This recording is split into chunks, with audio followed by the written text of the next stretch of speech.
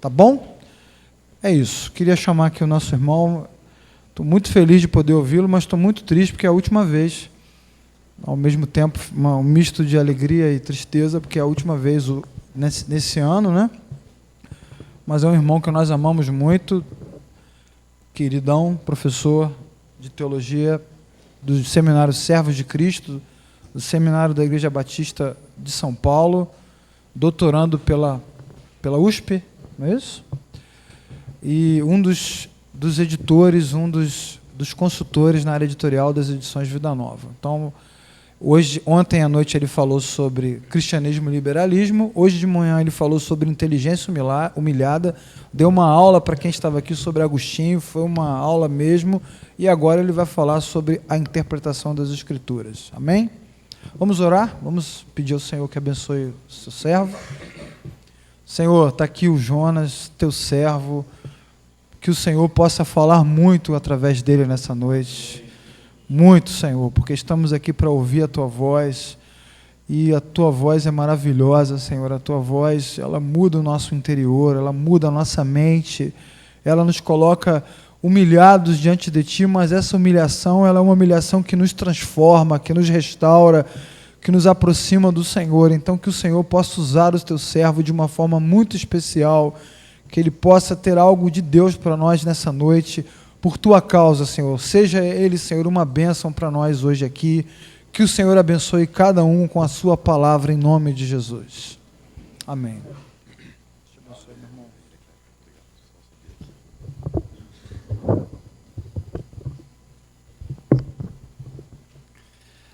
Boa noite a todos.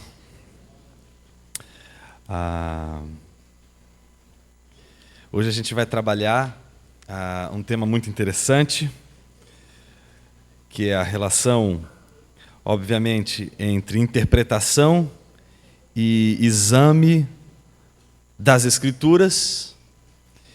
E eu gostaria de fazer essa análise a partir de uma perspectiva desenvolvida por um dos palestrantes do próximo Congresso de Edições Vida Nova, sobre o tema de hermenêutica, Ouvindo Deus em Meio ao Caos, que é o Grant Osborne, naquele livro chamado A Espiral Hermenêutica.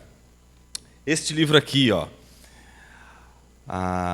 Então eu quero basear minha palestra desta noite neste livro, apontando alguns desafios que este livro apresenta, na verdade, o grande alvo deste livro, que é o pregador, e, ao mesmo tempo, quais são as indicações, as sugestões e a maneira que o pregador poderia encarar o texto bíblico num contexto em que o sentido do texto tem sido tão volátil, o sentido do texto tem sido tão maltratado e colocado sob a tirania do leitor, ou da pretensa soberania do leitor. Eu quero falar um pouco sobre isso nessa noite.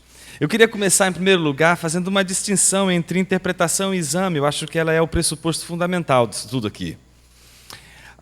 Desde que a Reforma colocou na mão do povo a Bíblia traduzida no vernacular, ou no vernáculo, ou na língua que o povo fala, na língua que o povo lê, a Reforma Protestante abriu o universo de leitura das Escrituras, que antes era mediada pela Igreja, que antes era mediada pela parte da Igreja, que é a parte docente, a Ecclesia Docens, a Igreja docente, a Igreja que ensina, a Igreja que, portanto, lê o texto para aqueles que não sabem ler o texto e não têm acesso ao texto, porque o texto está em latim, o texto não está na língua no vernáculo, não está na língua do povo, e, portanto, é mediado por um sacerdote, é mediado por um intérprete, o povo não tem acesso ao texto. E a Reforma faz algo bastante positivo, coloca o texto na mão do povo. Talvez este seja uma das grandes razões pela qual a Reforma deu certo, porque o texto, depois da invenção da imprensa, foi colocado na mão do povo de uma maneira que não se poderia mais tirar, porque antes, como não tinha uma máquina que podia produzir em série muitos textos, então se demorava muito para copiar um evangelho, para copiar um texto, e é essa luta que a gente vai ver dos lollardos, não é, que vão trabalhar com as cópias traduzidas para o vernáculo, vão entregar para as pessoas, mas a igreja vai perseguir, vai queimar eles junto com as cópias que eles escreveram. Então era muito difícil manter o texto na mão do povo, porque a igreja caçava o texto de uma maneira que não tinha como produzir em tempo hábil novos textos para manter a coisa funcionando. Com a invenção da imprensa, não teve mais jeito. O texto foi produzido em grande escala e o povo começou a ter acesso a textos que antes não tinham. Então, isso mudou a história da cristandade, isso mudou a história do cristianismo na Europa, e isso reverberou até os nossos tempos, de uma tal maneira que hoje a gente tem um texto na nossa língua portuguesa, a gente tem um texto que a gente pode acessar e a gente não precisa, portanto, ter que saber grego e hebraico para ler a Bíblia. A gente não precisa conhecer as línguas originais para ler o texto, porque o texto chega em nossas mãos, na nossa língua, e a gente pode acessar esse texto de forma direta, sem mediadores, sem a mediação de um sacerdote. No entanto, isso colocou um grande desafio. O desafio que fez muitos confundirem, inclusive, exame com interpretação.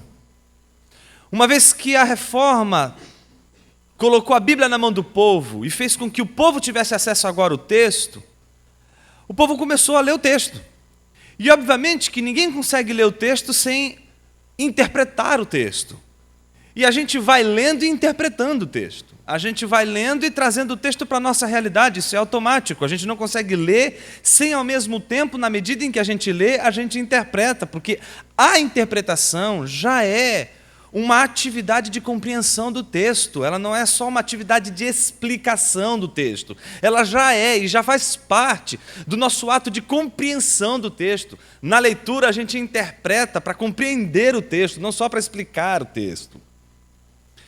E aí a gente se viu diante de uma grande dificuldade, porque há muitas interpretações, há um conflito enorme de interpretações.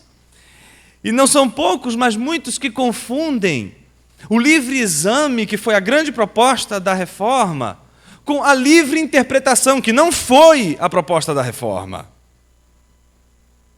Em nenhum momento você vai ver um reformador, em nenhum momento você vai ver um protestante do contexto da reforma protestante defendendo a possibilidade de uma diversidade de sentidos do texto, de uma diversidade de significados do texto, de uma diversidade de interpretações do texto. O que eles vão defender é a liberdade do exame. Todos os seres que se aproximam do texto bíblico, todos os homens e mulheres, adultos e crianças que se aproximam do texto e leem, eles estão livres para ler o texto, e essa liberdade é importante para que eles possam, ao examinar o texto, provar as interpretações, saber se a interpretação que está sendo dada do texto, ela de fato corresponde com o que está escrito, saber se o que de fato está falando, o que se está defendendo, o que se está argumentando, corresponde ao que o texto está dizendo. A reforma protestante nos deu um texto, nos deu o livre exame, para que a gente tivesse o critério mais forte do que qualquer homem, para que homem nenhum fosse o critério de inteligência divina, que fosse o critério de interpretação divina. A reforma colocou o texto na mão do povo, para que o povo tivesse um critério superior a qualquer instituição, superior a qualquer espécie de manipulação ou controle humano. Deu livre exame para que a mente do homem fosse controlada não por outro homem ou por outra instituição. Deu livre exame para que o homem pudesse ter a sua mente controlada pelo texto. E isso é um grande desafio. O desafio de olhar para o texto, de examinar o texto. Um desafio muito diferente do examinar é o desafio da interpretação. E o salto da ideia de um livre exame para a ideia de uma livre interpretação é um salto muito grande. É um salto suicida.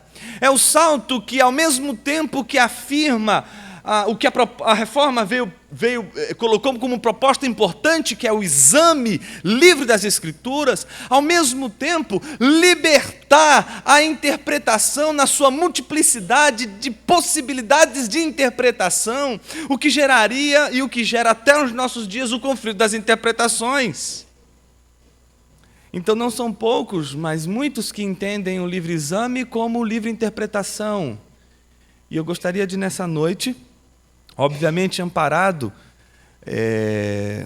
nos estudos da hermenêutica, principalmente atual, em especial a tese desenvolvida por Osborne na espiral hermenêutica, dizer que não dá para a gente sustentar a ideia de um conflito de interpretações na ideia de uma liberdade de interpretações. É possível muitas interpretações. É possível cada um ter uma perspectiva do texto, mas isso não significa que todas as interpretações sejam verdadeiras. A gente vai ter que encarar aquilo que é verdadeiro e aquilo que é falso. Então existe o livre exame, mas não existe a ideia da liberdade de interpretações, no entendimento de que todas as interpretações são verdadeiras. Se alguém me interpretar que Jesus Cristo é uma chinesa do 1º século, eu vou dizer, meu filho, você está equivocado, isso é uma interpretação completamente equivocada. Ela está errada, eu não posso aceitá-la.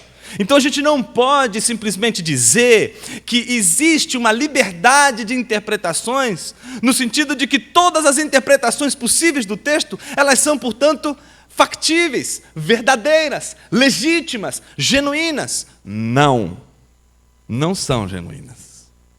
Elas se conflituam, elas lidam com embate de ideias, com embates de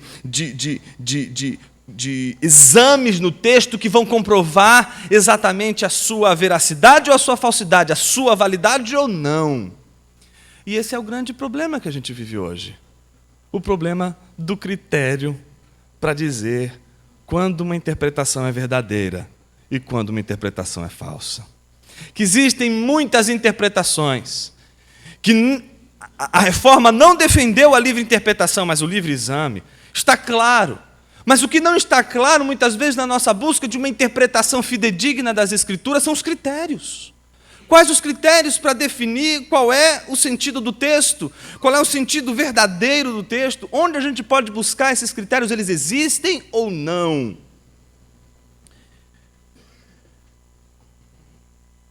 Certa professora combinou com seus alunos de teoria literária de trazerem cada um texto de suas casas para uma aula. Então cada um fez o seu texto, produziu o seu texto, e cada um trouxe o seu texto para a aula. No dia da aula, a professora falou assim, pessoal, vamos fazer o seguinte agora, a gente vai trocar os textos, e cada um vai ler o texto do outro. E a tarefa de casa desta semana vai ser, cada um vai ler o texto do outro e vai interpretar o texto do colega. Então, na outra semana, todos eles se reuniram e a professora indicou um voluntário. E disse assim, então você, diga a sua interpretação do texto do colega. Então, aquele colega pegou o texto e começou a interpretar. Mas ele interpretou de uma maneira tão ácida, com críticas tão ferozes, que o colega disse, mas peraí, eu não disse isso. E ele levanta a mão, mas peraí, eu não disse isso. A professora olhou para ele e falou, Psh! Continua. O menino ganhou moral, né? E aí a crítica do texto, a interpretação crítica do texto foi mais feroz ainda. E ele levanta a mão e diz, professora, não, você não está com a palavra. Então o menino pensou assim consigo mesmo, bom, ela deve estar esperando ele terminar de interpretar e dar a palavra para eu, rebater as teses do cara. E o cara terminou de fazer a interpretação do texto do colega. E quando ele terminou, ele disse, bom, agora é a minha vez. Bom, mas eu... E falei, mas professora... Neste semestre, eu quero ensinar para todos vocês que hoje, principalmente em nosso curso, o leitor é soberano. Não importa se você é o autor deste texto. Uma vez que você produziu o texto, esse texto não é mais do seu domínio. Você não vai poder defender esse texto para todos os leitores que esse texto rolar. Portanto, você vai voltar para sua casa com essas questões todas e não vai defender o seu texto, porque aqui o leitor é soberano. Quem dá o sentido do texto é o leitor. Não há nada mais pós-moderno, mas não há nada mais verdadeiro do que isso em nossa igreja hoje. Temos leitores e leitoras soberanos, leitores e leitoras que leem o texto sem um critério, que examinam as Escrituras e ao mesmo tempo entendem que a mesma liberdade de examinar é a liberdade de interpretar. Então tudo é uma questão de interpretação, e toda questão de interpretação é uma questão de um ponto de vista. E aí vem o jargão, e o ponto de vista tem um ponto, e o ponto tem um ponto de vista, e é uma coisa que eu não consigo entender até hoje, enfim. O sujeito é soberano para dar o sentido que ele quer para o texto. Não há nada mais nocivo para o púlpito da igreja do que um texto que carece do sentido dado pelo seu leitor e não do sentido que ele mesmo carrega em seu contexto. E é disso que a gente vai falar hoje. A gente vai falar de uma coisa que não diz respeito somente a um contexto universitário, pós-moderno, onde as pessoas são desafiadas a pulverizar a intenção do autor como o controle de sentido do texto e simplesmente dizer que o leitor ele tem a liberdade de interpretar e de dar o sentido que ele quiser para o texto. Isso não está presente só na universidade, isso está presente também na igreja. Quando qualquer pessoa simplesmente começa a pregar, e porque ela é investida de uma autoridade, então, de repente, não se pode questionar a sua interpretação, porque, na verdade, é uma autoridade. Quando Jesus envia aquela carta, a primeira das igrejas da Ásia Proconsular, que é a igreja de Éfeso, que é a igreja que ele diz coisas muito boas, como, por exemplo, o fato da igreja perseverar diante das dificuldades, da igreja não ser uma colmeia produtiva, trabalhadora, não tem tempo ruim, uma igreja que trabalha muito e, sobretudo, uma igreja que cuida da doutrina, que não permite que os nicolaítas cheguem, que são aqueles que se dizem apóstolos e não são, cheguem dizendo falsas interpretações e, portanto, eles batiam de frente com esse tipo de comportamento dentro da igreja. Mas essa igreja que representa talvez o desejo de todo pastor. Que pastor não desejaria uma igreja que ele não precisaria se preocupar com doutrina, porque a igreja é uma igreja muito bem doutrinada e que não é qualquer um que vai chegar aí dizendo que é apóstolo, que é pastor ou que é uma autoridade, vai falar um monte de coisa e a igreja vai aceitar dizendo que é a última verdade. Não, vai olhar para o texto e se não tiver a ver com o texto e com os ensinos do apóstolo, a gente não vai aceitar isso aqui não. Que pastor não gostaria de uma igreja assim? Que pastor não gostaria de uma igreja que não importa o tempo quente, frio, não importa o que seja, é uma igreja que está ali trabalhando dia e noite. O pastor não precisa ficar gritando, desesperado, dizendo, gente, vamos trabalhar. A igreja trabalha. Que pastor não gostaria de uma igreja que no meio de uma aflição, no meio de uma tremenda tribulação, de perseguição, cristãos morrendo, a igreja perseverando e a morte daqueles que são entregues aos leões por causa da verdade do evangelho não abala as estruturas da igreja, uma igreja que permanece firme e em pé, não importa as dificuldades. Que pastor não gostaria de uma igreja como essa? Jesus Cristo. É Ele que vai olhar para a igreja de Éfeso e dizer assim, tenho, porém, contra ti, que abandonaste o amor que vem antes de todas essas coisas. O que não pode faltar na vida da igreja, de tudo isso, doutrina, não pode faltar antes do trabalho, do labor todos os dias, não pode faltar antes da perseverança o amor. A igreja não pode perder o amor, que tem que vir antes de todas as coisas. O primeiro amor é aquilo que vem antes, que antecede a tudo e que não pode faltar em absolutamente nada, em nenhuma obra da igreja. No entanto, Jesus continua dizendo para ela o que ela precisa fazer e diz para ela, no entanto, você, Éfeso, tem algo a seu favor. Ele diz que o que ela tem a seu favor é a doutrina. Se existe algo que nós temos a nosso favor, é a doutrina.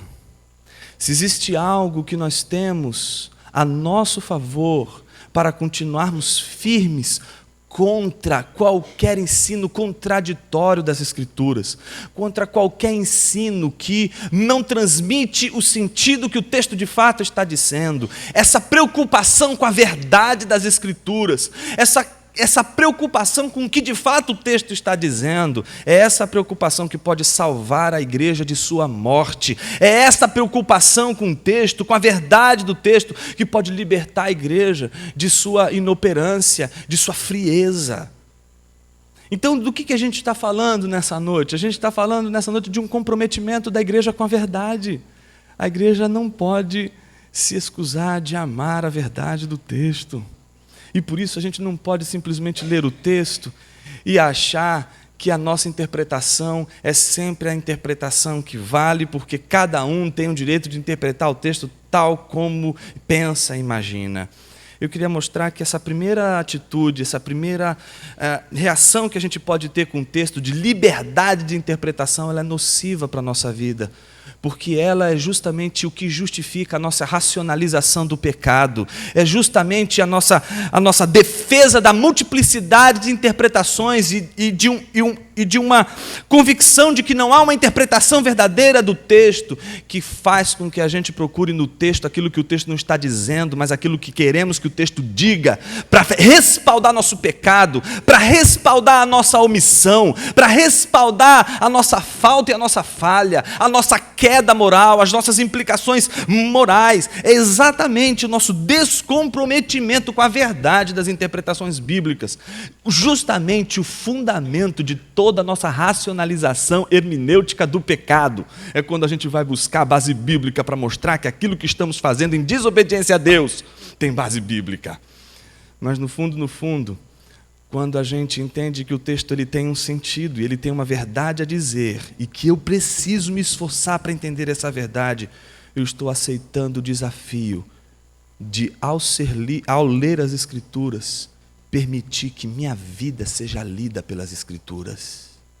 E deixar que as Escrituras leia a nossa vida é permitir que Deus sonde o nosso coração através de sua palavra e coloque através de sua palavra toda a nossa arrogância, toda a nossa vaidade, toda a nossa prepotência, toda a multidão de nossos pecados a nu.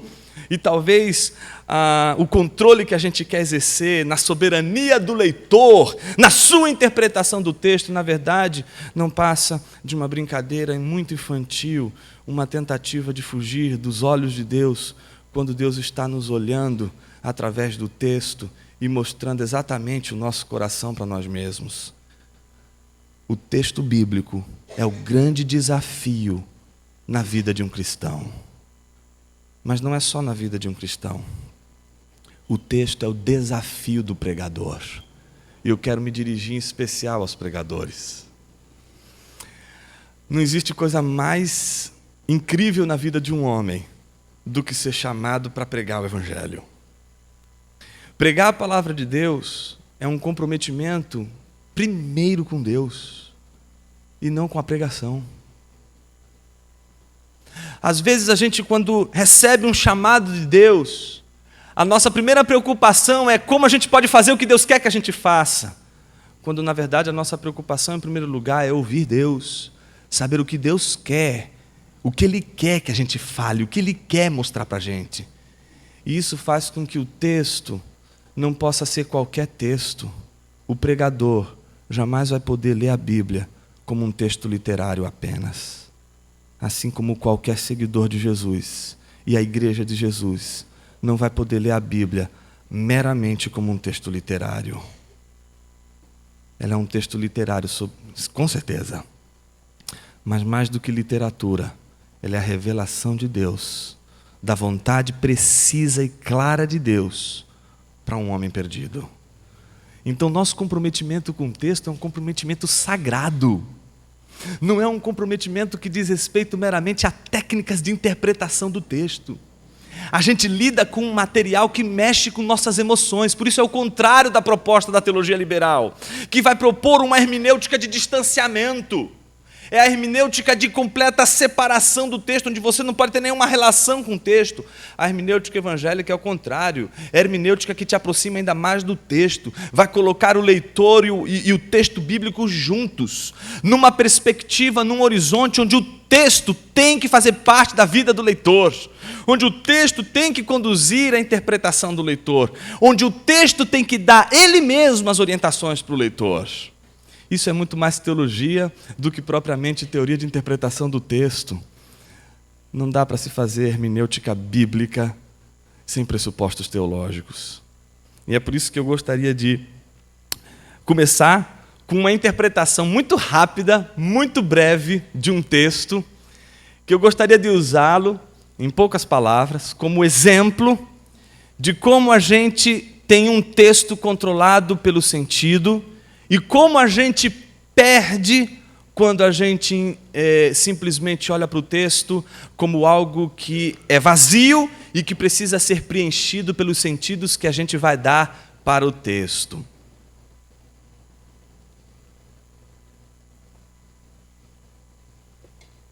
Acredito que todos devem conhecer essa passagem de Lucas, capítulo 15. É uma passagem muito interessante.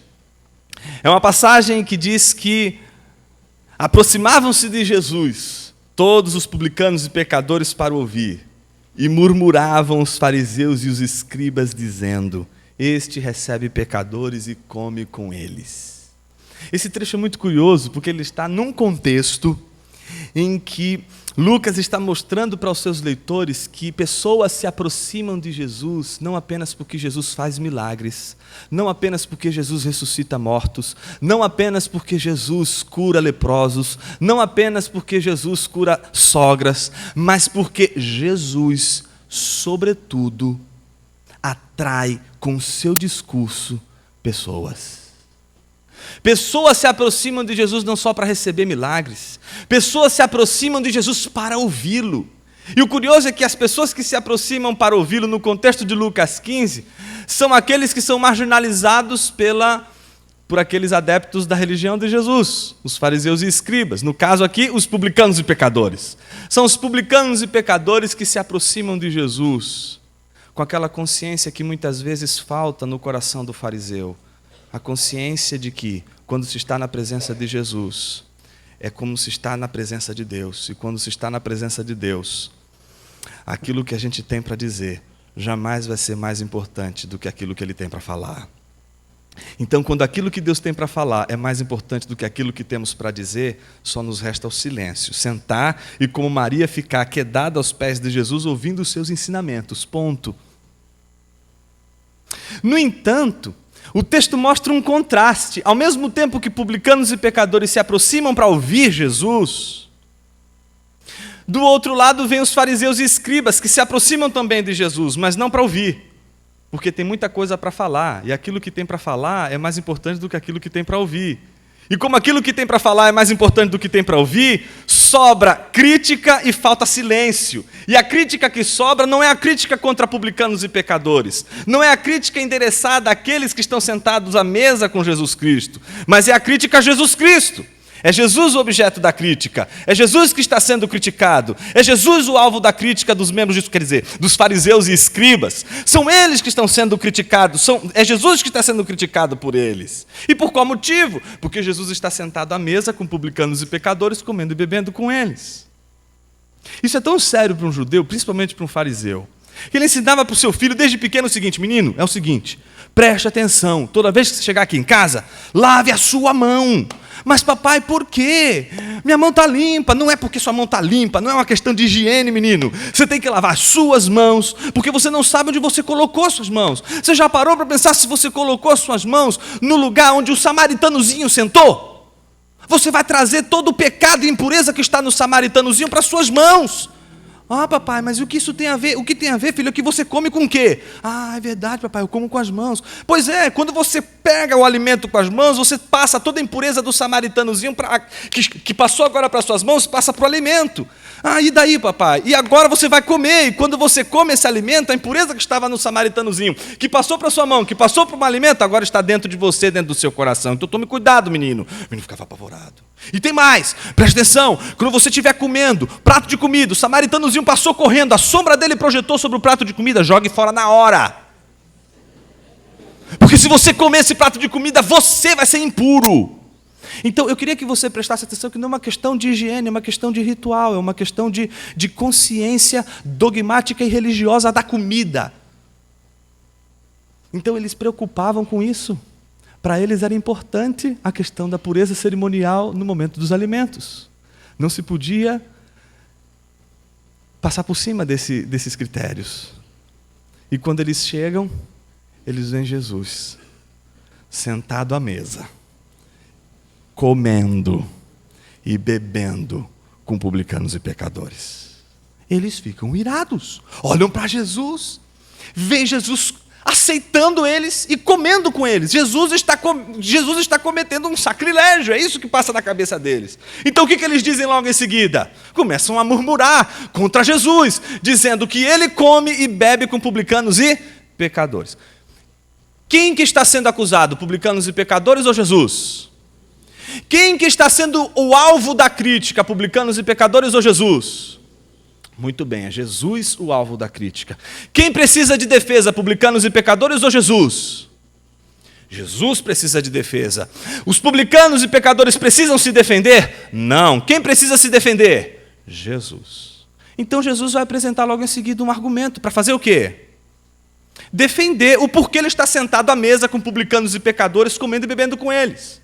E aí é o versículo de número 3. Que diz assim: então lhes propôs Jesus esta parábola. E aí Jesus conta 3 parábolas, não é isso? Quais são as parábolas que Jesus conta? Parábola da ovelha perdida, parábola da dracma perdida, parábola do filho pródigo, certo? Bem, errado. Jesus nunca contou essas 3 parábolas. Jesus nunca contou a parábola de uma ovelha perdida, nunca contou a parábola de uma dracma perdida, e muito menos contou a parábola do filho pródigo. O pastor aqui está desesperado, pensando, puxa, eu convidei o Jonas para falar contra a teologia liberal, e ele agora está falando uma asneira dessa. Estou em maus lençóis. Não, a primeira vez que eu pude compartilhar isso foi com a minha mãe. Minha mãe é uma nordestina, fundamentalista, agostiniana, mas é fundamentalista. Nós crescemos em casa, eu e minhas 2 irmãs, com uma lei, que era a seguinte: se tivesse uma Bíblia no chão, você via já ela tirando o cinto. O couro comia. Então não podia a Bíblia ficar no chão, ela não deixava que a gente tratasse a Bíblia no chão. E nessa época eu estava no seminário, e ela de repente viu minha Bíblia no chão. E estava aberta em Lucas 15, e todos os títulos de Lucas 15 riscados. Ela disse: menino, você está riscando a palavra de Deus, venha cá. Eu botei você no seminário, você está virando agora ateu. Eu disse: calma, minha mãe, espera, senta aqui do lado, deixa eu te contar uma coisa, senta aqui. Mãe, esses títulos não estão na Bíblia. Como assim não estão na Bíblia? Na minha Bíblia está, na Bíblia do seu pai está, na Bíblia de todo mundo está. Como você disse que não está na Bíblia o texto, o título da Bíblia? Eu falei: calma, mãe. Isso aconteceu no 6º século para frente, começaram a colocar títulos na Bíblia. Não só títulos, depois colocam capítulos e colocam versículos. Tudo isso é para a gente achar o texto de uma maneira muito fácil. E ela com o cinto na mão.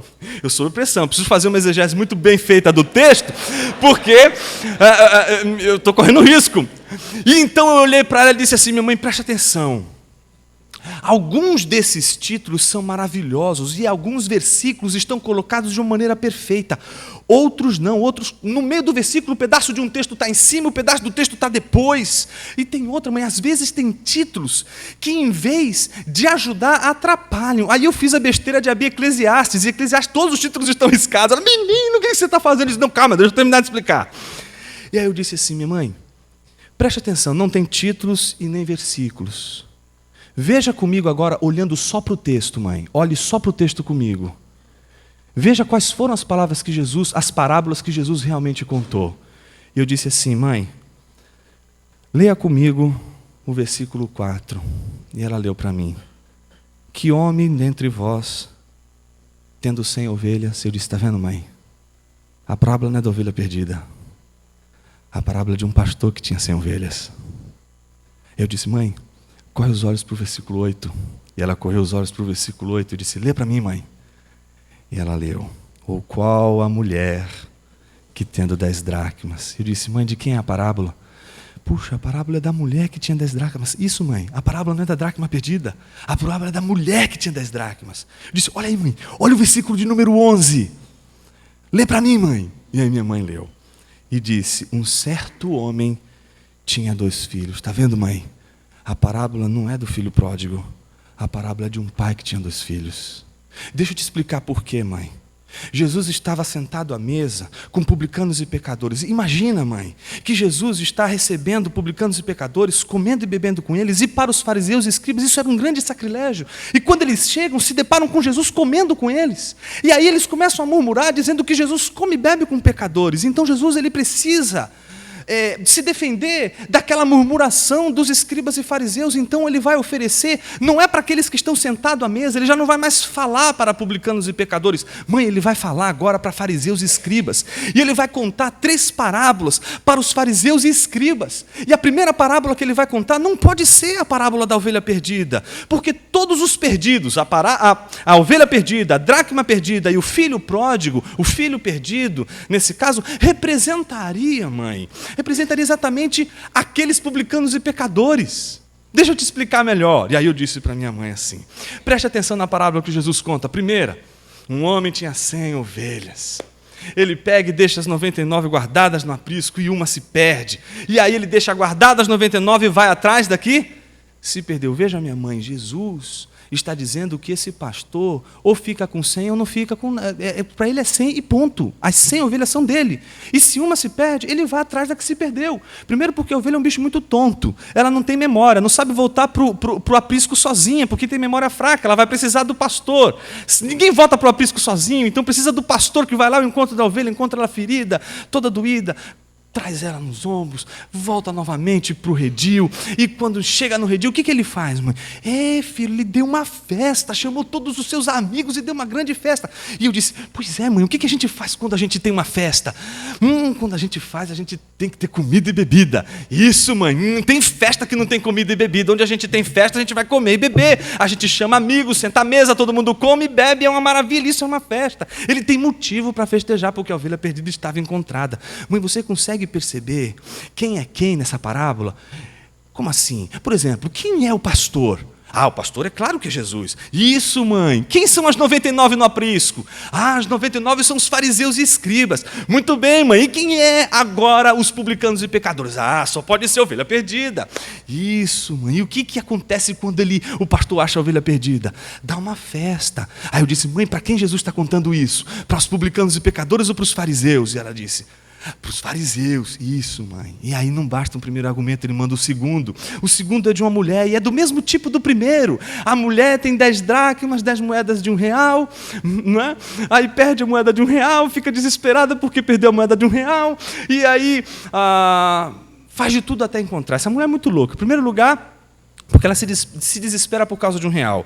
Segundo lugar, porque quando ela acha R$1, ela fica feliz da vida porque achou a moeda de R$1. Em terceiro lugar, porque ela vai gastar as 9 para dar uma festa porque achou a primeira, achou a moeda de R$1 que tinha perdido. É louca demais essa mulher, sai gritando, achei a moeda de R$1, pede para que todos deem uma festa porque achou a moeda de R$1. Jesus está querendo dizer exatamente o que, mãe? Puxa, eu entendi, Jesus está querendo dizer que aquela moeda pode não valer para um ou para outro, mas para aquela mulher ela tem um valor. Puxa, então quer dizer que Jesus é a mulher. Mãe, Jesus é a mulher que está dando valor ao quê? A moeda perdida. E por isso ele está justificando o quê, mãe? Está justificando a festa, porque sentado à mesa comendo e bebendo. Pois bem, mãe, agora ele vai encerrar a argumentação dele. Como que ele vai encerrar? Contando a parábola do quê? Do filho pródigo? Não. Mesmo porque não é o filho pródigo, são 2 filhos pródigos. Não é só um que está perdido, são os 2 que estão perdidos. A diferença é que um está perdido fora e o outro está perdido dentro, mas ambos estão perdidos. E aí ele conta a história de um pastor de um pai que tinha 2 filhos. Quem é o pai, mãe? Jesus. Quem são os 2 filhos? Tá fácil essa. Um é os publicanos e pecadores e o outro são os fariseus e escribas. Muito bem, mãe. Quem é o filho que se perde? São os publicanos e pecadores. Com quem que começa essa parábola? Com os publicanos e pecadores. Então, como é que ela começa? Começa o menino, que é um nitiano, não é? Chega para o pai e diz assim para o pai, pai, eu quero a minha parte na herança. Ora, por que é nietzschiano? Porque só se pede a herança quando se considera o pai como morto. Não existe uma expressão de niilismo e de nietzschianismo mais profundo que tenha relação com o nosso tempo do que esse menino pródigo. Para ele, esse pai está como morto. Para ele, esse pai está morto. E o que ele quer é herança. E aí a gente foca todo o nosso olhar para o filho pródigo, porque o título da parábola é a parábola do filho pródigo. E aí a gente perde toda a beleza do texto, porque a gente não tem que se escandalizar com o filho pródigo. A gente tem que se escandalizar com o pai. Por que a gente tem que se escandalizar com o pai? Porque o que seria normal era um pai chegar e olhar e dizer assim, filho, olha o seguinte, aqui você vai aprender uma coisa. O seu vô ensinou para mim que a gente conquista as coisas com suor, sangue e lágrimas. Se você quiser esse dinheiro, você vai ter que trabalhar e só depois que eu morrer você vai ter. Aí todo mundo vai dizendo, yes, é isso aí, esse pai é bom, esse pai é legal. Mas esse pai escandaliza, sabe por quê? Ele dá. Dá sem fazer sermão. Dá sem dizer, cuidado filho, você está indo por um caminho tortuoso. Ele simplesmente dá. Sabe qual é o nome disso? Graça. O nome teológico disso é graça. Graça é algo que ele dá, sem sermão. Ele dá simplesmente porque deu e ponto. Ele quis dar e ponto final. E aquele menino recebe aquela herança e o que ele faz? Encurtando a história, gasta tudo, perde tudo. E aí quando se perde tudo, o crente quando perde tudo lembra sempre depois, né? Lembra do pai. Lembrou do pai, disse, pequei contra o céu, diante de ti não sou digno de ser chamado filho e volta. Quando volta para a casa do pai, com uma história, o foco narrativo não está no filho, está no pai. O texto não diz que o filho vai ao encontro do pai, mas que o pai avistou o filho. E ao ver o filho caminhando, ele vai ao encontro do filho. Como o pastor que vai ao encontro da ovelha perdida. Como a mulher que vai ao encontro da dracma perdida. E aí quando aquele menino chega dizendo, eu sou o pior de todos os homens, me trata como um dos teus trabalhadores, aquele pai escandaliza pela segunda vez. Porque ele não faz um sermão para o menino dizendo, está vendo, meu filho, eu falei que você, se fosse por esse caminho, ia dar errado. Não, ele escandaliza, porque ele simplesmente agarra um menino e diz assim, saca um beijo no rosto do menino e diz assim, tu és meu filho. E o que ele faz logo em seguida? Pede uma festa. Festa é um lugar onde acontece o quê? As pessoas comem e bebem, e ponto final, tem uma razão então para a festa. E aí o menino foi encontrado, então agora vamos dar uma festa. Se acaba aí a parábola, seguimos os mesmos padrões da primeira e da segunda parábola, mas essa parábola não termina aqui, ela continua, porque Jesus quer fazer o desfecho do argumento. E o desfecho do argumento não é mostrar a relação dele com os publicanos e pecadores, o desfecho do argumento é mostrar a relação dele com os membros de sua igreja, quer dizer, com os fariseus e escribas. E ao olhar para os fariseus e escribas, preste atenção, minha mãe. Jesus está olhando para os fariseus e escribas, nos olhos de cada um daqueles fariseus e escribas, e olhando para eles, ele começa a contar a história e continuar a história do pai que tinha 2 filhos pródigos. E agora ele vai contar a história do segundo filho pródigo, mãe. E esse é o filho pródigo de dentro da casa do pai, mãe. O menino chega depois de um dia de trabalho e escuta o som do pancadão. Tá rolando a festa, o povo tá comendo, o povo tá bebendo. Ele, o que está acontecendo aí? Rapaz, você não sabe o que aconteceu? Não, o teu irmão voltou. Eu não acredito, não, mas o problema não é o teu irmão. Não, o problema é teu pai. O que, meu pai? O que ele fez? Você não sabe o que ele fez. Aí uma sessão de teologia da prosperidade. O teu irmão chegou aí, todo arrebentado, não queria nada de teu pai. Sabe o que fez? Aquele Nike que você queria, deu para ele. Não acredito. E mais, sabe aquela festa que você tanto queria ter? Então deu para ele. Não acredito. O menino fica tão irritado que resolve não participar da mesa. Imagina a mãe Jesus contando isso, olhando nos olhos dos fariseus e escribas, dizendo que aquele menino estava irritado e por isso não foi participar da festa. Mas minha mãe, preste atenção, o foco narrativo não está em nenhum dos 2 filhos pródigos. O foco narrativo está no pai, porque quem precisa de defesa não é o publicano e pecador, quem precisa de defesa é Jesus. E o texto diz que assim como o pastor foi atrás da ovelha perdida, a mulher foi atrás da dracma perdida, e o pai avistou o menino, o filho mais moço, voltando para casa todo arrebentado e foi até ele. Esse mesmo pai é o pai que vai atrás, corre atrás e vai em busca dos filhos perdidos dentro de sua própria casa. E chegando ali, vendo o seu menino triste, ele diz, uma pergunta retórica. Imagine Jesus, minha mãe, olhando para os fariseus e escribas e dizendo assim. Então ele olhou para o menino e disse: meu filho, por que você não está participando dessa festa conosco? Ele disse: meu pai, como o senhor se atreve a dizer uma coisa dessas para mim? Meu filho, eu não estou te entendendo, o que está acontecendo? Como assim não está acontecendo, meu pai?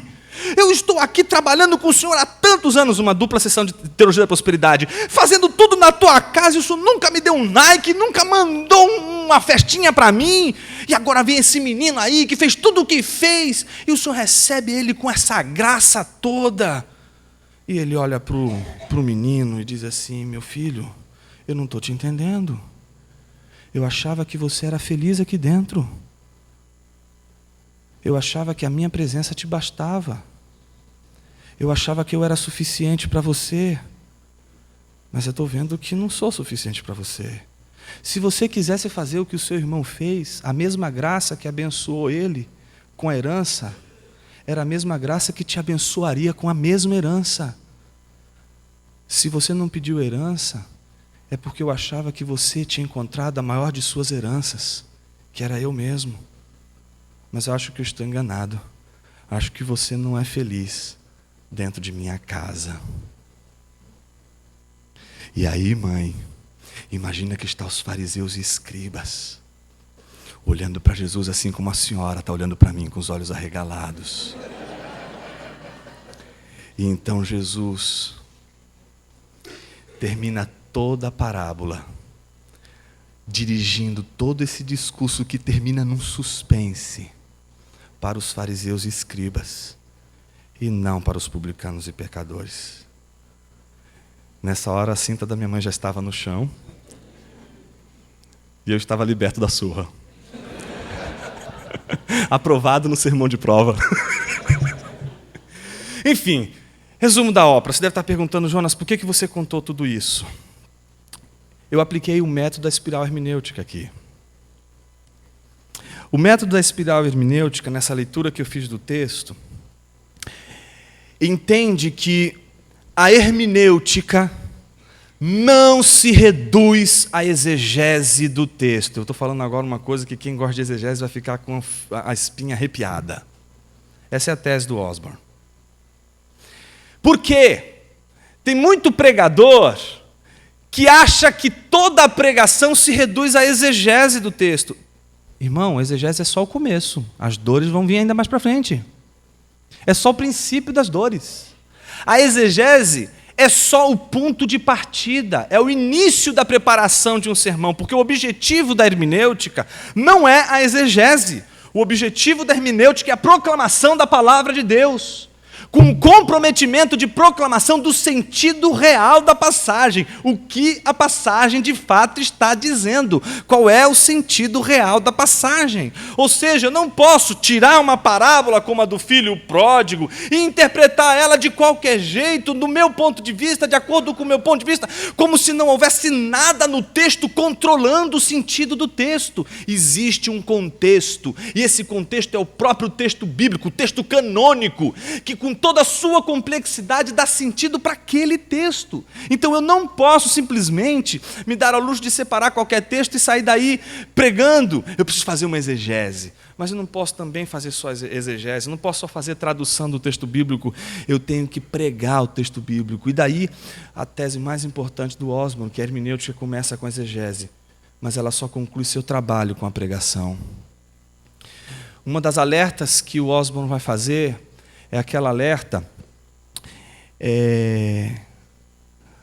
do sujeito que, quando convida alguém para sua casa, em vez de levar o bolo pronto, leva a cozinha, toda suja, toda usada, lambuzada, porque homem quando entra na cozinha é assim, né? E entrega, em vez do bolo, entrega exatamente a cozinha assim. O sermão não é a cozinha, o sermão é o bolo. A cozinha é exegese. Por mais que você tenha estudado coisas maravilhosas no texto, porque o texto vai te levar para cada coisa interessante, a função da pregação não é a função de tudo aquilo que é interessante que você estudou. A função da pregação é a proclamação do que o texto está dizendo. Você não pode falar o que você pensa. Você não pode falar o que você acha. A gente tem que pregar o que o texto está dizendo. E o Osborne diz que toda a dificuldade do pregador não é a exegese, porque hoje a gente tem muito aparato para fazer exegese. A gente tem muito instrumento para fazer exegese. Só para fazer a sessão do comercial, a gente tem pelo menos 2 materiais. Eu deixei para fazer depois, viu, Celso? 2 materiais, tem como ler a Bíblia livro por livro, tem dicionário do Novo Testamento, tem gente preparada que faz exegese, que faz texto, que analisa texto, que faz trabalhos maravilhosos de exegese, de aparato crítico, de texto grego. Tem hoje interlinear, que o sujeito tem interlinear de vários textos críticos, não é só de um texto crítico, tem do texto massorético, tem do texto crítico Nestor Yalland, e você vai ter interlineares de diversos tipos hoje. Você tem dicionários de diversos tipos, desde dicionário etimológico do grego até como Bailey, como dicionário de teologia do Antigo e do Novo Testamento, que vai trabalhar a palavra no contexto do Antigo, a palavra no contexto da Septuaginta, a palavra no contexto do Novo, desmembrando no Novo o uso da palavra nos Evangelhos, o uso da palavra em Paulo, o uso da palavra em João, o uso da palavra em Apocalipse. Você tem material de exegese de imensa qualidade para a gente poder trabalhar com exegese. A gente tem muito material de exegese. Mas o que ele nota é que a gente tem pouco material de contextualização. Como a gente pode entregar um sermão de uma maneira clara, que as pessoas entendam o que o texto está dizendo? Meus irmãos, a gente precisa aprender, principalmente a gente está envolvido com teologia, a parar com aquele mito de que o teólogo fala o que todo mundo já sabe, com palavras que ninguém entende. Eu fico desesperado quando no sermão de prova, qualquer sermão que os meninos vão apresentar em homilética, você vê aquele jargão, aquela linguagem totalmente descontextualizada. O nosso púlpito sofre porque trabalha muito bem a exegese, mas não trabalha a contextualização. E qual é a crise do Osborne, que vai estar no nosso congresso no ano que vem? O Osborne começou a procurar nos manuais de homilética exatamente a contextualização. Vamos ver como que eles fazem. E o tema na homilética é a aplicação. A aplicação do texto vai dizer o que é contextualização. E ele ficou extremamente desesperado, porque o que ele precisava para completar o método dele, que era um bom material de contextualização, e nada como os professores de homilética, que escrevem metodologias homiléticas, para oferecer estes recursos de contextualização. E qual foi a surpresa dele? Ele não encontrou o que ele precisava nos manuais de homilética. E aí vem a pergunta, ele desistiu? Não, ele continuou a pesquisa. Sabe onde foi que ele foi achar? Missiologia. Nos manuais de missão da igreja, de teologia da missão da igreja.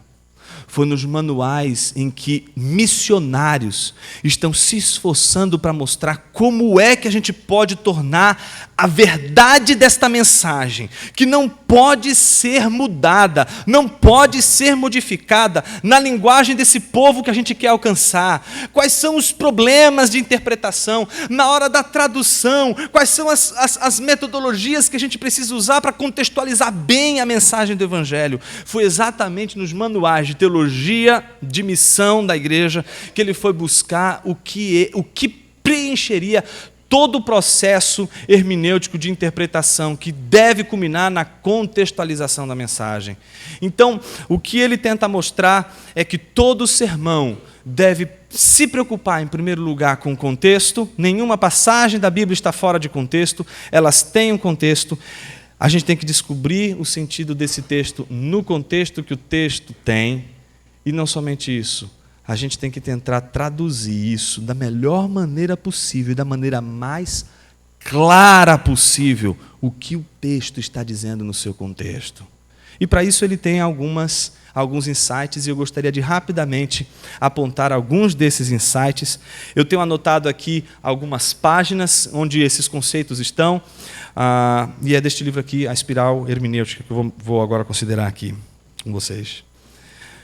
Queria começar primeiro com os pressupostos do Osborne, que é justamente o contrário dos pressupostos tomados por exemplo, o Rickert, que é aquele teólogo liberal que a gente analisou ontem, que a gente pelo menos usou como ponto de partida para a análise de ontem.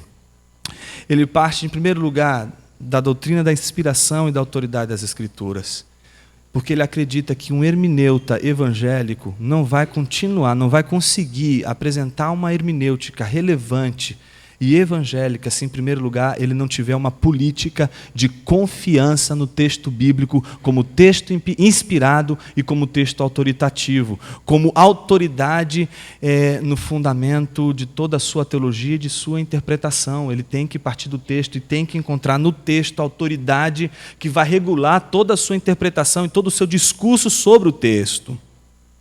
Em segundo lugar, o pressuposto dele é de que o texto é aquela doutrina antiga, que antigamente era chamada de perspicuidade. Nossa, difícil a palavra, né? Então, por isso que limaram essa palavra e colocaram a que mais deixa claro o que ela significa: simplicidade e clareza. Ou seja, o que isso significa? Que o texto da Bíblia é claro, todo mundo vai entender?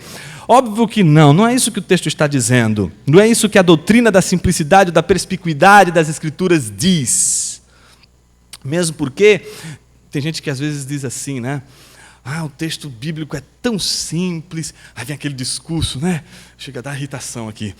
Do tipo, Jesus falava tão simples, Jonas. Era tão bonitinho, ele usava parábolas. As parábolas são tão fáceis de entender, são tão fáceis de interpretar, qualquer um entende. É óbvio que essa pessoa nunca leu o texto bíblico. Para dizer que tudo que está sendo lido ali está simples de entender, fácil de entender, é porque nunca leu o texto bíblico. Porque se lesse o texto, ia perceber que os leitores originais às vezes não entendem a parábola. Jesus tem que explicar a parábola do semeador, porque os caras não entenderam. Então, a complexidade da mensagem bíblica não significa, a simplicidade da mensagem bíblica não significa que ela seja de fácil acesso. Às vezes, ela é muito difícil de ser acessada, muito difícil de você chegar ao sentido do texto. Mas o sentido, quando ele é alcançado, ele é claro, ele é preciso. Quando se alcança o sentido do texto, quando se chega à verdade do texto, esta verdade é clara, faz sentido e dá sentido para a vida. É isso que diz a doutrina da simplicidade e clareza das Escrituras. Não diz que a tua vida vai ser um mar de rosas, que o intérprete vai encontrar dificuldades, sim. Porém, quando ele encontrar o sentido do texto, o sentido estará de forma clara e precisa, apresentado de forma clara e precisa. E terceiro, é a tese principal de todo o livro Espiral Hermenêutica, que também é a tese defendida por Gordon Fee, naquele famoso livro Entendes o que Lês, que é a ideia de que o gênero ou tipo de literatura é o que determina o significado do texto, ou seja, para cada gênero, para cada tipo de texto, existe uma forma de tratamento que precisa ser respeitada. E é isso que ele vai fazer, mostrar que o leitor da Bíblia não pode simplesmente achar que a Bíblia é um livro onde a coisa seja fácil, chapada. Não, existe uma diversidade de textos, de estilos que precisam ser considerados, porque cada gênero vai determinar o sentido do texto. O que Osborne entende por interpretação bíblica? Entende como ciência que define os princípios ou métodos para a interpretação do significado dado por um autor específico. Então, o que é importante para o Osborne? O significado do autor. Ele não partilha daquela crítica dos chamados reader response, que a gente traduz como crítica da resposta do leitor. A crítica daqueles que dizem que o leitor é autônomo na interpretação e no aferimento de sentido para o texto. Então, o autor é que vai determinar, a intenção autoral é que vai determinar o sentido do texto. Então, a gente ainda continua apostando naquela ideia de que o sentido do texto foi dado pelo autor. E a gente tem que acreditar nisso. Esse é o primeiro pressuposto que é colocado e que é tomado como base da hermenêutica do Osborne. Qual é a tese, então, principal? Hermenêutica é igual a exegese mais contextualização. Ele apresenta três perspectivas da hermenêutica. A primeira é a ideia de que a gente tem que encarar a interpretação bíblica como uma ciência, como algo que tem que se aplicar o rigor. E esse talvez seja o grande problema, porque quando a gente vai interpretar o texto bíblico, a gente não tem rigor na interpretação. A gente lê de qualquer jeito, a gente lê de qualquer maneira. E aquele que quer interpretar o texto corretamente vai ter que ter rigor. Rigor significa disciplina, significa não desistir nos primeiros 15 minutos em que o texto se apresentou como uma encrenca. Tem gente que quando olha lá o texto e vê a encrenca do texto, desiste logo de cara, ou então vai para o comentador. Lá no seminário, nas aulas de hermenêutica, eles são proibidos de usar comentador. Não pode usar comentador. Comentador vem depois. Primeiro a gente tem que ler o texto bíblico e encarar toda a dificuldade do texto. Ah, professor, não estou entendendo, lê de novo. Ah, professor, não estou entendendo, lê mais uma vez. Ah, professor, está difícil, lê terceira vez. Ah, professor, está melhorando. Ah, então lê mais a quarta vez. É, professor, alguma coisa agora está ficando. Então, continua lendo. Aí eles têm que ler toda semana, na análise de Colossenses, 40 vezes Colossenses por semana. E é a leitura do texto, a decoração do texto, o texto impresso na alma, na mente, que vai dar para o intérprete da Bíblia a autoridade de falar o que o texto está dizendo e não o que ele está pensando. Ou seja, o que a gente deseja, o que a gente quer no nosso púlpito, para que o nosso púlpito moralize, é que nós, pregadores, amemos de fato aquilo que a gente diz que ama, que é a Escritura. Que a Escritura cause aquele impacto de nos roubar horas e horas e horas de meditação e leitura de um mesmo trecho, como rouba horas e horas e horas e horas o PlayStation. A arte é uma outra dimensão e um outro nível da hermenêutica.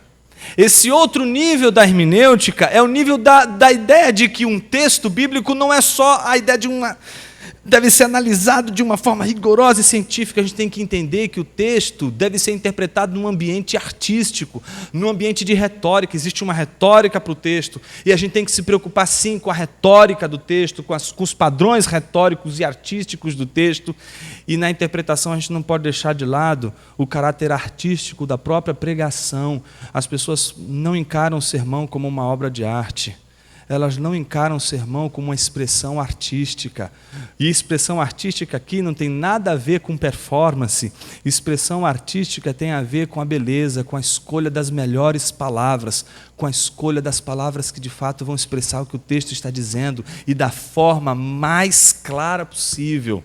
Em terceiro, a perspectiva da hermenêutica não pode ser uma perspectiva meramente racional, ela tem que se pautar na doutrina da iluminação do Espírito Santo. O pregador tem que contar, portanto, na tarefa de interpretação e de compreensão do texto, com a ação do Espírito em trazer a iluminação. Por isso a gente não pode simplesmente dizer que a Bíblia deve ser lida e interpretada como qualquer outro livro. No contexto da proclamação, da pregação, que é o alvo da hermenêutica, a gente não pode deixar de contar com a presença iluminadora que vai garantir o êxito de toda e qualquer proclamação. Existem 3 níveis de tarefa da hermenêutica. Ele vai dizer que um nível é o nível exegético, que é o primeiro nível do texto, aquele nível em que o sujeito vai olhar para o texto, vai se entregar para o texto, vai meditar no texto, vai analisar o texto. Um segundo nível é o nível devocional, é o nível em que ele vai interpretar o texto e vai passar de uma pergunta a outra. A primeira pergunta, que é a pergunta que orienta a exegese, é: o que esse texto está dizendo? A número 2 é: o que este texto está dizendo para mim? É interpretar esse texto para você, no contexto que você está vivendo. E o terceiro nível é o nível da homilética, que é o nível da contextualização. O que esse texto, que diz isso lá e diz isso para mim aqui, diz isso para você agora, aqui e agora. Qual é a premissa, então, dele? A premissa é de que essa interpretação bíblica, que segue todos esses padrões e esses níveis, ela gera uma espiral. Mas não é uma espiral que vai espiralando sem jamais chegar a um fim. É uma espiral que ele chama de cônica, onde você vai indo do texto para o contexto que você vive hoje, do horizonte do texto para o horizonte do leitor. Nessa ida e vinda, mais e mais você vai se estreitando, essa espiral vai se estreitando até você chegar ao sentido do texto, até você chegar no ponto-chave do texto. Então é uma ida e vinda no horizonte do texto e no seu horizonte. O tempo todo o intérprete tem que fazer isso, até chegar no sentido. A ideia do horizonte é a ideia, o seguinte, quando eu pego este livro aqui, vocês estão vendo esse livro? Este livro está sendo visto num horizonte, tem um fundo aqui, tem um pano de fundo, certo? O que muitas vezes acontece é o sujeito ler o texto e não colocar o pano de fundo do texto, ele coloca o pano de fundo dele. E aí ele começa a ler a passagem que aquela mulher chega na casa de Simão com um vaso de perfume e vai derrubar aquele perfume aos pés de Jesus. E ele diz, irmãos, imagine a cena dramática, aquela mulher com um jarro de perfume na mão enorme, o jarro era pequeno, um jarro enorme, não é? As prostitutas, elas tinham um vaso muito pequeno de um perfume caríssimo, que era o perfume que elas penduravam em colares, e elas pegavam todas as vezes, todos os dias, daquele pote, elas colocavam um perfuminho aqui, porque era esse perfuminho que elas usavam no trabalho de prostituição do seu corpo. Então aquela mulher foi para sua casa pegar aquele perfume para despejar ele todo nos pés de Jesus, para dizer, acabou, eu não vou mais precisar disso aqui. Só que aí o que acontece? O sujeito diz, ela foi com um jarro enorme, imagina a situação, e ela entrando embaixo da mesa, irmãos. Imagina o furdúncio que ela fez, embaixo da mesa, e Jesus com os pés lá dizendo, dá licença, e o jarro, aquele sufoco, imagina, irmão, na hora que ela vai derrubar o jarro, ela bate a cabeça na mesa, irmão, não teve nada disso. A mesa do primeiro século é quase rente ao chão, os convívios de um banquete nunca ficam com os pés embaixo da mesa. Os pés ficam para o lado de fora, eles têm fácil acesso, as pessoas têm fácil acesso aos pés. Aquela mulher não teve que fazer esforço nenhum para chegar aos pés de Jesus. Ela pôde derrubar o perfume nos pés de Jesus de uma maneira muito fácil, não precisou ir para debaixo da mesa. Bom, enfim, o que isso significa? Que quando a gente coloca a mesa tal como a gente entende hoje, a gente está colocando no texto um horizonte que não é o horizonte do texto, é o nosso horizonte. Então o que o hermeneuta tem que sempre fazer? Nessas indas e vindas do texto para o contexto que ele vive, ele tem que ir corrigindo esse horizonte do texto. Ele tem que, portanto, usar a capacidade de criar o cenário. Pregador, quando vai preparar o texto, para interpretar o texto, ele tem que primeiro construir o cenário. E é o cenário do texto que precisa, em primeiro lugar, ser construído. E é nessa ida e vinda do texto para o contexto que você vive hoje, que você vai corrigindo o horizonte lá do texto, para que você não interprete o texto com o seu horizonte. Entendeu isso? E ele diz que essa tese de pensar sempre nos horizontes, ela deve ser entendida como uma espiral que vai do texto ao contexto. Aqui o contexto é o nosso. Do significado, que é o que o texto está dizendo, à contextualização, aquilo que ele vai chamar de significância, que é o sentido que o texto tem para os nossos dias, na linguagem dos nossos dias, do jeito que a gente poderia entender hoje. Portanto, o contexto vai exigir de todo intérprete uma precisão com relação ao contexto histórico do texto e ao contexto lógico. Então a gente não pode simplesmente se preocupar, por exemplo, em descobrir as nuances históricas que perfazem o contexto, por exemplo, de Lucas 15. Não é? A relação da pureza e da impureza dos alimentos, a condição dos publicanos e pecadores em relação à murmuração dos fariseus e escribas, tentar colher todas as informações que fazem parte dessa história e fazer um levantamento histórico, tudo isso. Não adianta você só fazer isso, você tem que fazer isso e tentar entender o encadeamento lógico das ideias, por que aquela história foi contada naquele contexto, porque aquela parábola contada ali, ela está ligada ao contexto em que ela está sendo dita, em que ela está sendo colocada. Então é preciso pensar o contexto histórico, é preciso pensar o contexto lógico. E estes dois contextos são os meios pelos quais compreendemos o significado mais profundo, aquilo que numa primeira leitura a gente não vai conseguir captar, aquilo que na primeira olhada a gente não vai conseguir entender. E aí ele chega, e aí a gente vai para o final, que é a ideia das transformações bíblicas. A tese de que existe uma estrutura de superfície, que é o texto, E todo texto possui uma estrutura profunda, uma estrutura que a gente não acessa na primeira vez que a gente lê. Então não adianta, irmão, você não vai conseguir alcançar a estrutura profunda do texto lendo uma vez. Você vai ter que ler, reler, estudar, para alcançar a estrutura profunda do texto, porque esse texto não foi escrito no seu contexto, esse texto foi escrito num outro contexto, que você vai precisar estudar e conhecer, para você poder saber o sentido desse texto, saber o que esse texto está dizendo. Ele se baseia na teoria de Noam Chomsky, que diz o seguinte: Noam Chomsky ele vai bater de frente com as ideias de Piaget, que vai dizer o seguinte: toda a construção de sentido que uma criança vai desenvolver, ela é cultural. O que vai determinar o meu modo de apreensão da realidade? A minha cultura. O Chomsky vai dizer, não.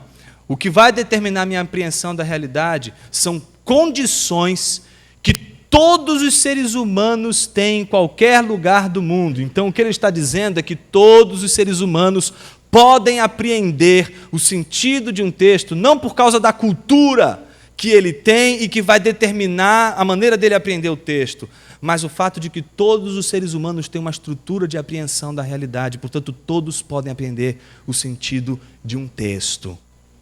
O que vai gerar essa apreensão e esse entendimento do texto é a questão não da capacidade, mas a questão da competência, a questão de trabalhar, de usar os instrumentos de apreensão do sentido do texto, que é nada mais nada menos do que malhar um texto, pensar um texto, estudar um texto, aprofundar as ideias de um texto. E esta seria a imagem final e derradeira de toda a espiral hermenêutica. A ideia de que nós temos um iceberg ali, não é? A parte de cima é o primeiro momento onde a gente vê o texto, e a gente vê só a ponta de todo o problema do texto, de todo o sentido do texto. E esse texto vai nos dar apenas a ponta do iceberg. Para a gente aprofundar, a gente vai ter que reconstruir todo o horizonte do texto, vai ter que estudar o contexto histórico, vai ter que estudar o contexto lógico, a gente vai ter que entrar nas estruturas de profundidade do texto, e assim a gente chega ao sentido do texto. Por isso só é possível porque existe um sentido no texto, porque há um significado no texto. Inclusive, existe um livro maravilhoso que você não pode passar dessa vida para outra sem ler. É o livro do Kevin Van Hoosen. O título do livro é Há um Significado no Texto. Infelizmente, não é um livro da vida nova, é da vida que não é nova, da concorrente. Enfim, mas é um livro bárbaro, um livro excelente. O livro do Kevin Van Hoosen, que diz exatamente isso, vai trabalhar exatamente isso. Há um significado no texto. Essa é a primeira coisa que a gente precisa definir na nossa vida, quando a gente vai ler o texto bíblico e pregar. Se ele de fato tem um sentido que eu preciso descobrir, ou se o sentido sou eu que vou dar. A escolha quem tem que fazer somos nós. Eu termino aqui com talvez a sensação de que talvez muitos aqui tenham tido, a sensação de que interpretar o texto exige muito trabalho, exige muito estudo. E muitos aqui devem estar pensando assim, mas Jonas, eu sou bancário, eu trabalho o dia inteiro, eu tenho 15 minutos de almoço, eu não vou conseguir fazer isso. Eu sei. Eu me lembro que em 2000 eu trabalhava como bancário. Eu lembro que eu só tinha 15 minutos para almoçar. Só 15 minutos para almoçar. Eu lembro que um dia eu me desesperei, porque eu falava, meu Deus, é o único tempo que eu tenho para ler, porque se for à noite eu não consigo. Eu estou tão cansado que eu não consigo ler. Então, os 15 minutos que me restavam, eu comecei a dizer, meu Senhor, eu não aguento mais. Eu não aguento não ter tempo para estudar. E eu comecei a chorar. E eu falei, meu Deus, eu preciso decidir se eu vou ler ou se eu vou comer. E eu fiquei tão desesperado naquele dia que eu não consegui nem ler nem comer. Só chorei e disse, meu Deus, o que está acontecendo? Eu preciso de tempo, eu não estou conseguindo me dedicar para fazer aquilo que o Senhor me chamou para fazer, que é para pregar, que é para interpretar o texto. Eu sei que a tua igreja precisa, mas eu não estou conseguindo, eu não tenho condições. Eu sei que essa é a grande realidade de muitos de vocês aqui, de muitos seminaristas que chegam no seminário cansado, que não conseguem assimilar as aulas, que vem a enormidade de coisas que tem que fazer, de textos que tem que para estudar. Mas eu queria dizer para você, com coração grato a Deus, eu queria dizer para você, dobra o teu joelho hoje diante de Deus e diz assim: Senhor, eu preciso de tempo para me dedicar para a tua palavra, para interpretar a tua palavra como ela merece, para que pessoas possam entender a tua palavra. E eu acredito, meus irmãos, num Deus que faz milagres, num Deus que faz milagre na vida de um jovem que está assim olhando para o lado dizendo: meu Deus, o que eu vou fazer da minha vida? Eu queria tanto me dedicar e não estou podendo. Eu creio num Deus que cuida. Você não pode passar dessa vida para outra sem ler O Poder através da Oração, de Amy Bounds. Não é um livro para gente que quer aprender a orar, é um livro para gente que quer aprender a pregar. Ele começa dizendo assim: a igreja está cada vez mais procurando métodos melhores, estratégias melhores. Deus está cada vez mais procurando homens melhores. E homens melhores são homens que oram. Quanto tempo você leva para preparar um sermão? 15 minutos? 1 hora? Não, a vida inteira. Tem gente que leu aqui. A vida inteira. Então não desperdice o seu tempo com videogame. Não desperdice o seu tempo precioso. Coloque o seu tempo a serviço de Deus, a serviço da ministração da palavra, do estudo sério da palavra de Deus. E se você hoje está com o seu coração triste porque você não tem tempo, coloca isso nas mãos de Deus. Deus, Ele sabe o que faz, Ele vai te guiar. O maior interessado na pregação verdadeira, legítima e fiel da palavra é Ele, o autor da palavra. Que Deus te abençoe, meu irmão, em nome de Jesus.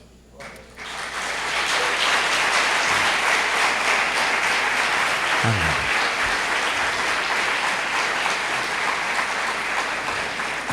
Vamos orar? Vamos ter um momento de oração? Senhor Deus, Tua palavra, Senhor, ela nos humilha. Ela mostra como a gente é pequeno e como ela é grandiosa. Como a Tua palavra é rica. Como os Teus pensamentos são altos e incontáveis. São tão altos que não podemos alcançar. São incontáveis como os grãos de areia. Se pudéssemos contar, contaríamos sem jamais chegar ao fim.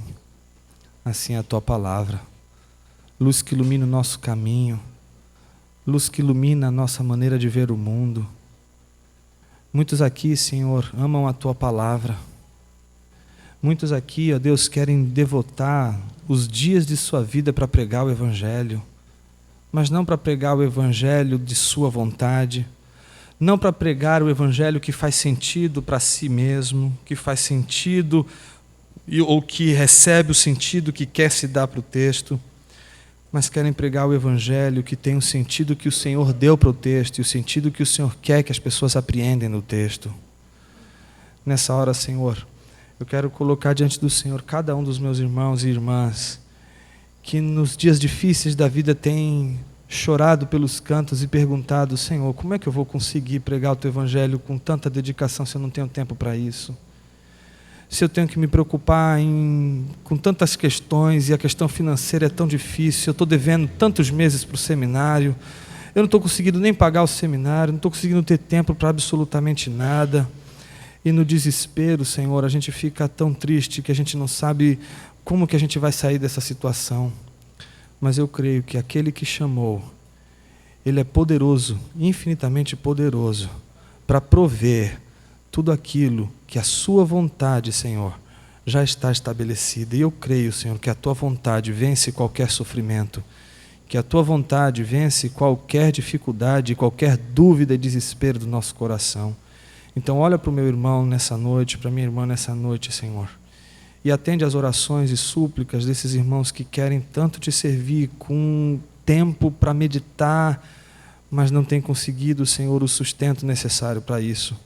Envia homens e mulheres, Senhor, que assim como sustentam missionários fora do campo da igreja, para situações de não alcançados fora da igreja, que surjam, Senhor, dentro da igreja, homens e mulheres capazes de investir em missionários, capazes de alcançar os não alcançados dentro de nossas igrejas, com uma pregação séria da Tua palavra, com comprometimento com as doutrinas centrais do cristianismo, comprometimento com a verdade do Evangelho, Senhor. Nos ajude, Pai, em nome de Jesus. Amém.